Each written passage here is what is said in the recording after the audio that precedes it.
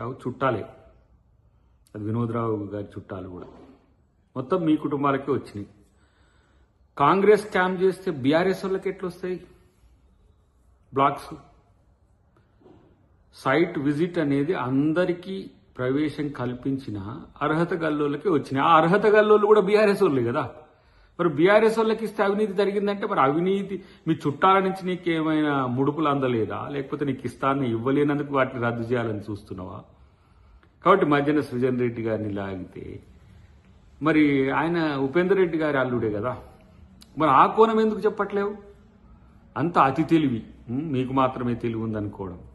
దాంట్లో మళ్ళీ బట్టి గారిని మధ్యన పెట్టేసి రేవంత్ రెడ్డి గారికి ఏం చెప్తారు, రేవంత్ రెడ్డి గారికి మీ బామ్మాది ఇట్లా చెప్తుండంటారా?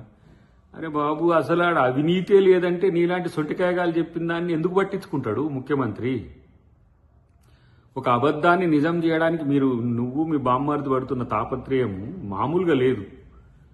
అందుకనే మిమ్మల్ని బిల్లారంగా అన్నదనే విషయాన్ని కనీసం గుర్తుంచుకోకపోతే మేమేం చేయాలి? మిమ్మల్ని పట్టించుకోడు అసలు. హరీష్ రావు కేటీఆర్ను ముఖ్యమంత్రి పట్టించుకోడు. మీ మామనే పక్కన పెట్టిండు. కేసీఆర్ నేనింత పెద్ద అంత పెద్ద అంటేనే మీ మామని పట్టించుకోవట్లేడు.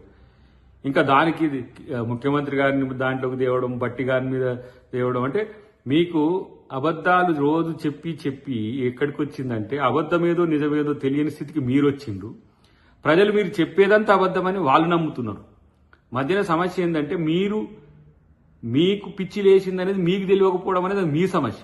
దానికి మేమేం చేసేది లేదు. జిల్లాలు తీసేసినామంటావు నువ్వు, సిద్దిపేట తీసేస్తా అంటున్నా నువ్వు అంటావు, మీ బామ్మారిది సిరిసిల్ల లేపేస్తాడు అని మీ బామ్మారిది అంటాడు.